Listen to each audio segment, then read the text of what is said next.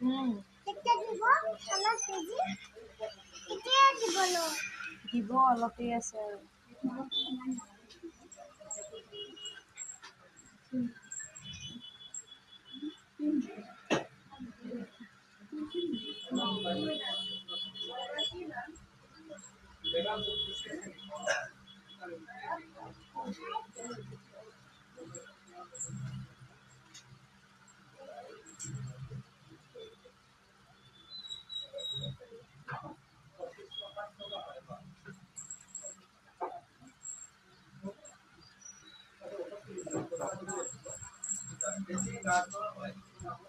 ছোৱালীয়ে ডক্তৰ ঘৰত আহি পেলাই দুষ্ট কৰি আছে।